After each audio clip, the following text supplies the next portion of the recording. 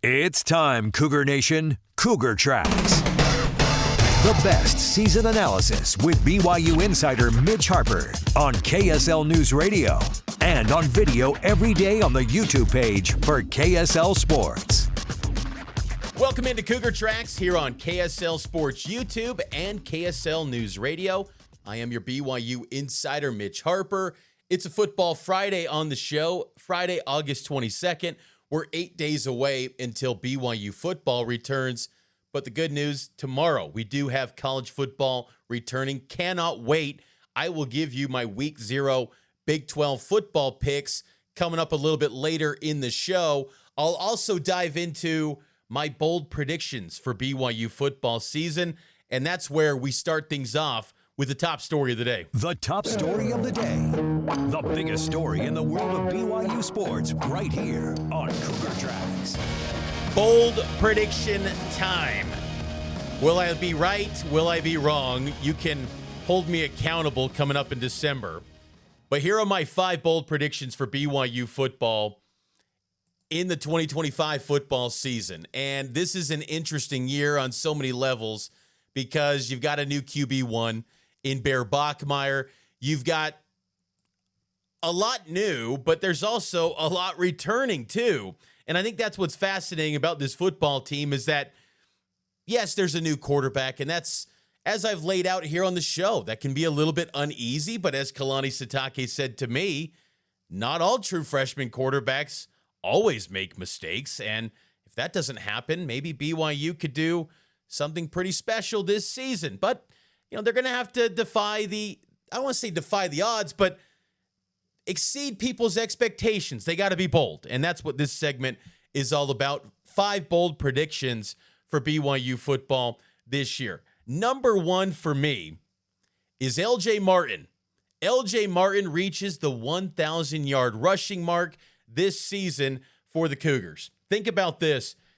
Since 2021, that was Tyler Algier who set the single-season rushing record at BYU. BYU has not had a 1,000-yard rusher yet since that time. And Chris Brooks in 2022, he came close. LJ Martin's been the leading rusher the last 2 years. But remember, 2 years ago, BYU's first season in the Big 12, they had one of the worst rushing attacks in college football. LJ has to be special. I'd like to think he's going to be healthy this year. He's healthier than he's ever been. I'm going to say he stays healthy and he reaches that 1,000-yard rushing mark. And if BYU wants to exceed expectations and be bold this year, LJ Martin has to be spectacular for the Cougars. So my number 1 bold prediction is LJ Martin reaches that 1,000-yard rushing mark, and they need it. Number 2 is Will Ferrin. How about this for bold? I'm going to say he wins the Lou Groza Award for the best kicker in college football. This guy is outstanding. Will Ferrin has become an absolute weapon. And when you have a quarterback, a new quarterback who is, going to be settling in, I'm sure there's going to be some drives where BYU stalls and has to turn to Will Ferrin. He told me in fall camp that his distance extends to about 65 yards in camp. What a luxury for BYU to have that type of leg. And if he proves that this season, and I'm sure his leg is going to get a little bit more work this year as they're going to have to, turn to him. I don't expect the offense to be flawless. I'm going to say Will Ferrin in his senior year wins the Lou Groza Award. Again, I'm going bold here. I'm going bold. Number 3, BYU climbs into the AP Top 25, Top 15, entering Big 12 play. BYU, as I laid out in my game-by-game predictions earlier in the week, and again, this show is daily, every single weekday here on KSL Sports YouTube and KSL NewsRadio. So if you want to go back to my game-by-game predictions, listen to that episode earlier in the week. But I say BYU is going to start 3-0. And then they've got Big 12 play with Colorado at the end of September. But I think going into that Colorado game, BYU is going to be a top 15 football team. I think there's going to be some games, maybe Stanford, East Carolina, where they blow out their FBS opponent. and the pollsters give them a nice bump. And then you pair that up with last year being an 11-2 team, maybe people will be completely bought into BYU. I think they start out strong and they climb to number 15, at least the top 15 in the AP top 25 heading into Big 12 play. So my number 4 bold prediction focuses in on Bear Bachmeier. And for my bold prediction for Bear, I am going to say that Bear Bachmeier throws fewer interceptions than Jake Retzlaff last season. Last year, Jake Retzlaff was tied for the lead in the Big 12 Conference for most interceptions with 12. Bear, I am going to say this season will have fewer than 12 picks. Aaron Roderick pointed to Bear's lower interception totals as one of the reasons why he ultimately won this QB1 job. So I'm going to say Bear Bachmeier has fewer interceptions than Jake Retzlaff did last season. And I'll tell you this, if that happens, I think BYU's got a chance to be a really good football team and be in contention for some special things in November. Now, also, I've got a little bit of wiggle room, I guess you could say, with this. If he got banged up and had to miss a few games, and maybe that happens. You know, Jake's 12 interceptions did span an entire season of 13 games. But it's critical for Bear Bachmeier to take care of the football. And I think this coincides also with number 1. If LJ Martin, my bold prediction of number 1 being 1,000 rushing yards for LJ, feed him the rock early and often every single week. Rely on that offensive line and LJ Martin and eliminate big catastrophic mistakes from the true freshman. So Bear Bachmeier, number 4, my bold prediction, throws fewer interceptions than Jake Retzlaff last year.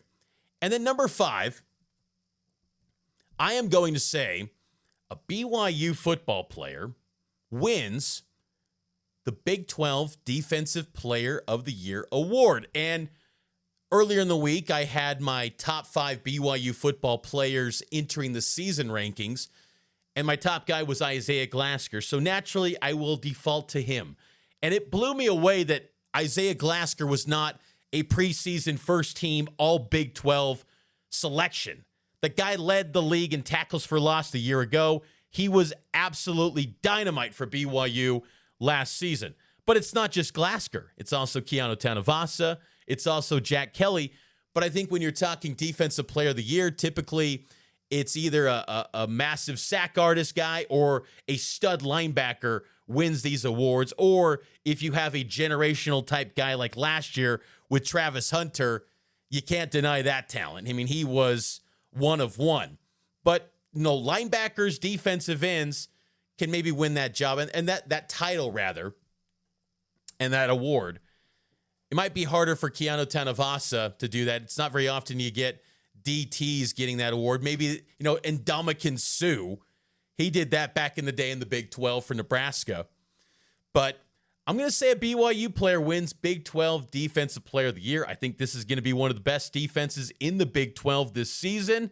So I'll go bold and say either Glasker, Kelly, or Keanu Tanavasa wins the Big 12 Defensive Player of the Year. So that's my bold predictions. Again, I'll go through them really quick. Number 1, LJ Martin reaches the 1,000-yard rushing mark. Number 2, Will Ferrin wins the Lou Groza Award for best kicker. Number 3, BYU climbs into the top 15 entering Big 12 play this season. Number 4, Bear Bachmeier throws fewer interceptions than Jake Retzlaff. And number 5, a BYU star wins Big 12 Defensive Player of the Year. Let's take a break. On the other side, we'll get to more Cougar Tracks here on KSL News Radio and the KSL Sports YouTube page. Cougar Tracks rolls on here on the KSL Sports YouTube page, and I appreciate all of you for being part of the show daily. If you haven't done so, please subscribe to the show on the audio feeds, Apple, Spotify, YouTube, Pocket Cast, Overcast, wherever you get your podcasts. Leave that 5-star rating and a review. And also, download the KSL Sports app and subscribe to the KSL Sports YouTube so you can get notified every day when we go live here with Cougar Tracks, so you can watch the show, consume the content, and talk BYU football and BYU basketball with me every single day. That's what we're doing here on Cougar Tracks. So this is the end of the first week, but I've had a blast doing this every single day. It sets a nice tone for next week, getting into game week finally. So it's going to be a lot of fun. And diving into game week in this BYU football season as we're 8 days away until the Cougars kick it off against Portland State. Kickoff is at 6 p.m., pregame at 4, and Cougar Sports Saturday will get the coverage rolling on August 30th at high noon, and we'll take you up until then to get you ready for BYU and the Vikings. But just kind of general thoughts. I gave you my bold predictions for the season, but also I'm just going to give you what I'm going to call what I want to see from BYU football in 2025. Just personal preference. Not that it's necessarily needed to be a great football team, just what I want to see. What I want the look and vibes and feel of this BYU football team to be in 2025. You, the fan, I'm sure you've got a certain aesthetic you want to see from your BYU teams. You don't want to slog through a year like 2023 or 2017 where there's no hope. There's no belief that you guys can do something special. So what I want to see from BYU football in 2025, for starters, they got to take care of the football. And here's something very underrated about BYU and Kalani Sitake. BYU takes care of the football. Even though last year it felt like, Jake's going to cough it up. BYU just is always on the edge. Obviously, the defense was spectacular. They were excellent at getting takeaways a season ago. 7 straight years, though, BYU has had a positive turnover margin. How about that? +8 last season. BYU, though, keep in mind, the double-digit win seasons this decade, that's helped kind of shape BYU being one of the winningest teams in the 2020s in college football, 9th nationally in this decade in college football, 45 wins since 2020. In the double-digit win seasons, BYU has a turnover margin of +6 or higher. So in 2020, it was +6. 2021, it was +6. 2024, it was +8. So I kind of look at that as a benchmark. A little bit of trends, recent data would say, hey, +5 or higher, BYU, if you want to have a double-digit win season, you got to be in that territory. So take care of the football if you're Bear Bachmeier and this offense at large. I do believe the defense with a guy like Jack Kelly, Maury Bamba, they're going to create some takeaways. Tanner Wall, they're going to make it happen for BYU this season. Run the ball a lot with LJ Martin. I talked about it earlier that I expect, and going bold and saying LJ is going to reach that 1,000-yard rushing mark this season. Run him a lot. And LJ Martin needs a big workload. And Sione Moa's got to be worked in too. And I want to see Sione utilized as well. But LJ Martin, to me, is the key in all of this season. I really do believe that. I'm putting a lot of pressure on him, but LJ Martin has to be spectacular for the Cougars. There's just no doubt in my mind. He has to be elite. He has to be one of the best running backs in this conference this season if BYU wants to be a 10-win football team this year. Because if you get to 10, I think you're in the hunt, clearly, going into the final weeks of the season to go win a Big 12 title. And LJ Martin, if he is one of the best running backs in the league, that's on the table. Because this defense is going to put you in a spot where you're almost in every game. I don't believe BYU is going to get blown out often. There could be a game or two where it happens. It could. But I don't see this defense giving up much. So if LJ Martin can be great, and they run the ball often with him, and don't abandon the run, and don't panic, and don't forget about LJ. Sometimes I think in game, we sometimes see BYU forget the key personnel sometimes. They're almost trying to force a square peg into a round hole. It's like, hey, just keep running that football. Take care of the rock. LJ will do great things for BYU this season. How about this? And I know it's not the end-all, be-all to win games. I understand that. And it's a very surface-level data point. And I think coaches would tell you there's so much more than this, but let's just call it what it is. I want to see a BYU defense that gets sacks. Is that too much to ask? Last year, they had 20 sacks over 13 games. And that was a good number. That was not bad. Not terrible. But then you look at it nationally and go, they finished 108th nationally in sacks. 108th nationally. They were the number one defense in the Big 12. Is it too much to ask to see BYU get 30-plus sacks, which is, 2.5 sacks per game in the regular season? Is that too much to ask? I don't think that's unreasonable. 25 at least, where you're averaging at least 2. That's what I want to see. I want to see BYU get some sacks. It was a lot better last year than 2 seasons ago where they had 11. And then in 2022, they had 15. So there was a big uptick last year, but still, only 20 sacks. They were 108th nationally. They kind of made up for that with all the takeaways they had, but I want to see this defense get home. I'm going to say 24 sacks, 2 sacks per game. That's not unreasonable. I think BYU can do that. I want to see that this year. Also, I want to see BYU be in the hunt for a Big 12 championship game appearance in November. It's going to be tough. It's going to be really difficult. I think this narrative that BYU's got the easiest schedule in the Big 12, to me, I don't buy that completely, because I look at the road game at Iowa State. I look at the road game at Texas Tech. I know Texas Tech lost its stud running back. That was a big blow. I know they got a game against TCU. They got Utah on the schedule. That's always, I don't care what Utah is, that is always going to be 60 minutes. That is just going to be the toughest 60 minutes of their lives. So that's tough. The trip to Cincinnati late in the season will not be easy. This is a difficult schedule.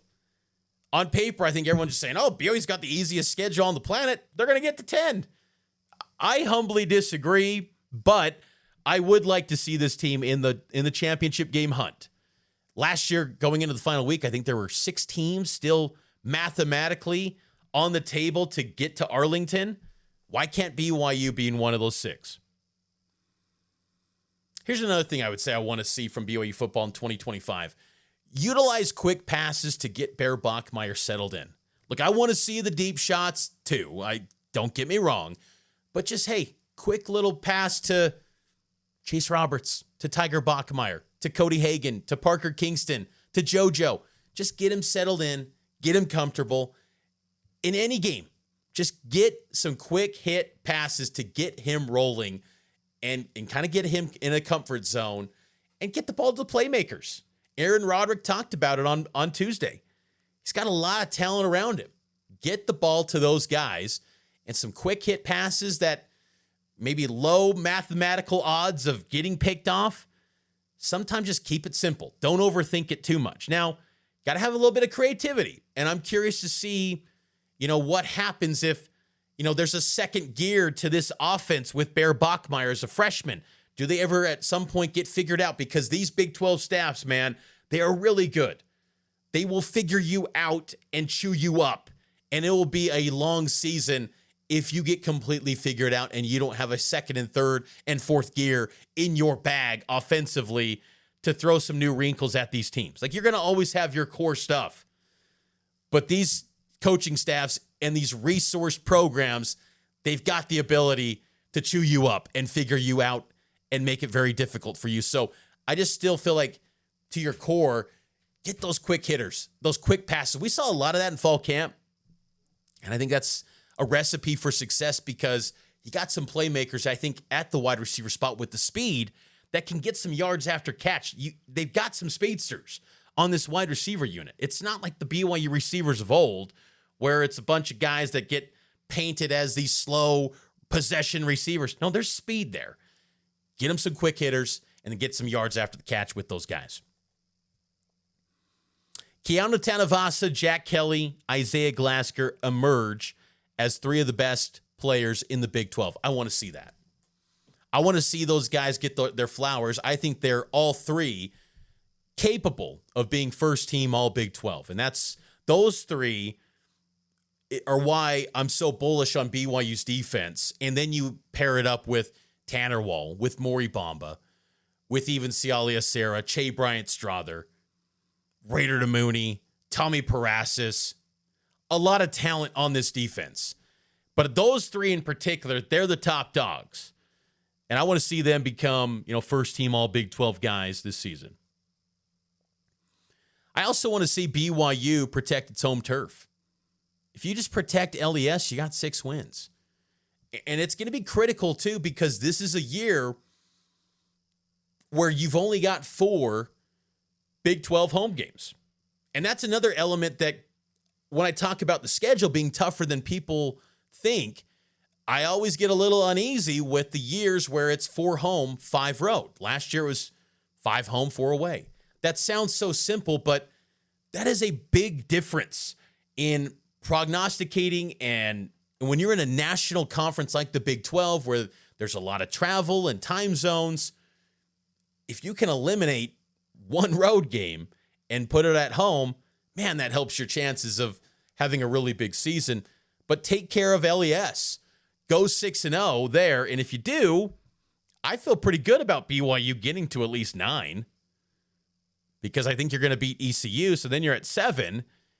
You can get at least 2 more Big 12 road wins, I would think. So protect home turf. And it's going to be tough. You've got, the 2 games to open the season, Portland State, Stanford.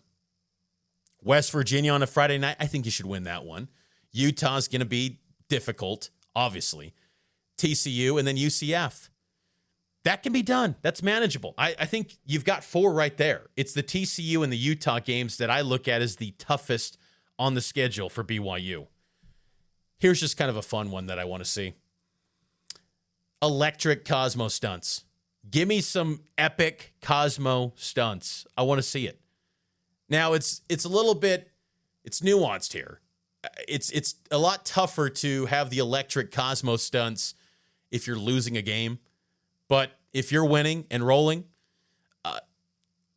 hitting turbulence is just peak BYU experience these days. Going into the 4th quarter, I'm curious to see what the fire torch, I don't know, what do you call them? Tiki torches, fire torches, I don't know what they are.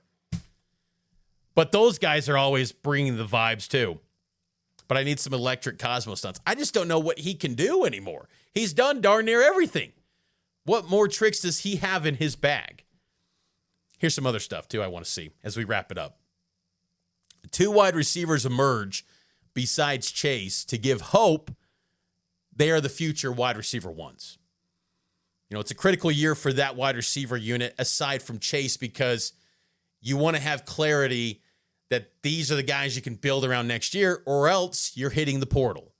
If you don't get signs, enough flashes and moments to say, hey, that's a future wide receiver 1, well, then you're portaling a lot. So it's going to be a big year for the wide receivers. And then ultimately just stay healthy. You got to stay healthy. I mean, you get the speculation of guys getting banged up. These ominous posts of players, their status, hopefully they're okay. Hopefully they just stay healthy, and that injury report in Big 12 games is not too lengthy, so BYU can have its best collection of talent going out on the field every single week. Let's take our final timeout. On the other side, we'll get to Week 0 Big 12 football picks, and then also, should BYU pursue an international game? I'll share my thoughts on that. It's Cougar Tracks here on KSL Sports YouTube and KSL News Radio. Football has finally returned. I cannot wait. Tomorrow we are getting college football back in our lives as Kansas State and Iowa State kick it off with the college football 2025 season lid lifter in Dublin, Ireland. 10 a.m. kick, 5 p.m. across the pond. And it's going to be Farmageddon on a neutral field. It's going to be epic. I think it's the 105th edition of Farmageddon. It's pretty epic rivalry, honestly. When you dive into the history of K-State, Iowa State, they're just 2 programs that historically were never good. So it never got much attention, this matchup, but it's been one that's been taking place for a long time, and it takes on a national stage as we're all clamoring for football. But I cannot wait to see this, and it's a spotlight game for the Big 12, 2 top 25 teams, and It's the first ever top 25 matchup, international waters in college football. But it got me thinking, should BYU pursue a future international game? BYU has played 2 games in its history overseas. Back in 1978, they played UNLV in Yokohama, Japan. They beat the Rebs 28-24 in front of 27,500 fans. And then in 1987, they also played Colorado State in Old WACFO in, I think it's Melbourne. The Australians say that, but maybe it's Melbourne. I don't know the pronunciation ever of this one. Melbourne, Australia. They beat Colorado State 30-26, only in front of 7,652 fans. It's been, 38 years since BYU last played overseas. Should BYU change that and pursue a future international game? I think they should. If there's one program in college football that should, besides like a Notre Dame, I'd even say a Nebraska they don't have a national following, but they kind of do. They just travel at epic levels. BYU should have an international game. They 100% should. With the international global following of BYU, you could play it in Dublin. You could play it in Mexico City. You could play it in London. You could play it anywhere. BYU fans would show up in numbers. Now, the downside to BYU for an international game, I've been kind of following the Aer Lingus College Football Classic social media for this K-State Iowa State game, and you see all these decorations inside pubs. BYU's not going to give you that. They're not going to be pounding the Guinness. They're not going to be drinking that. But what they will give you is fans at the game. Next year, the Big 12 has TCU going to Ireland to play North Carolina. So another Big 12 game, Big 12 ACC for that one. The Big 12 has women's basketball going to Paris, Baylor versus Duke. And they obviously had that, the ideas of Big 12 Mexico, maybe a bowl game down there. I want to see BYU in an international game. And I look at this too. So the 2028 schedule, Oregon State went off the schedule. There's an opening. You'd probably have to tie this down pretty quick to get some, time built up for fans to plan travel to go international. So this would probably have to be identified soon, but why not in 2028 an international game on that schedule? International game, please. I think Mexico City would be awesome because I'm sure you got a lot of members of the church down in the Latin America area. And then I think a lot of Cougar fans from the United States, of course, would travel down to Mexico and make that happen. BYU would pack the house in Mexico. Dublin, you'd have a lot of fans, but maybe you don't pack it. Mexico City would just be off the charts BYU atmosphere. So that's what I want to see. I want BYU in Mexico City down the road for an international game. I am curious, though, to see on Saturday what the fan attendance looks like between K-State and Iowa State. Iowa State was an absolute bust at the Big 12 championship game. I expect K-State will be the bigger fan base representing in Ireland. That would be my expectation. So we'll see how it goes. But now it ties into our picks for the weeks and Big 12 Week 0 picks. Iowa State, Kansas State. We'll start off with that one in Ireland. I am going with Kansas State. They got a little bit of retooling on the offensive line, but I love their talent on the defensive side. Austin Romaine at linebacker. Avery Johnson, I'm still bought in. I still believe in Avery being one of the best quarterbacks in the Big 12. So I'm going to go K-State. I'm much higher on them than Iowa State, who lost their star wide receivers. I think Iowa State kind of takes a little bit of a step back. Not too much, but I just don't think they're that double-digit win team as they were last year. So I think K-State wins by a touchdown. And then the other Big 12 game in Week 0, Kansas versus Fresno State, 4:30 p.m. kickoff on Fox. Kansas debuting its new look David Booth Stadium. It's a multi-phase renovation, so they got phase 1 done, and it looks spectacular. It's the first reconstruction in that stadium since it was originally built in the 1920s. So much needed, and Kansas is showing the investment in football like never before and showing that they're more than just a basketball school. I think this could be a very close game. Last year, Kansas was a favorite against UNLV, a Mountain West team, and lost. Fresno State, not as good as UNLV last year, I would expect, but I think Fresno can keep it close. Kansas, I'm just not sold on. I'm not buying into them until Jalen Daniels can stay healthy and actually finish games. I know last year he broke the hearts of BYU fans and Colorado fans, but it was a flash in the pan, I think. It was just like a perfect storm. They showed their abilities, but they're not consistent enough. I think this could be a close game, but I will go Kansas with the win, but I'm expecting a close one between Kansas and Fresno State. But that's going to do it for my Week 0 picks in the Big 12 Conference. We will be rolling those out every Football Friday here on Cougar Tracks, and I appreciate all of you for tuning into the show again and making this first week absolutely outstanding on KSL News Radio, KSL Sports YouTube, and the podcast feed. I will talk to you again, tomorrow on Cougar Sports Saturday. Going to hold it down from noon to 3. Go subscribe to that feed as well, and then we will be back on Monday here with the new Cougar Tracks for game week as Cougar football is finally here. Enjoy your weekend, everyone.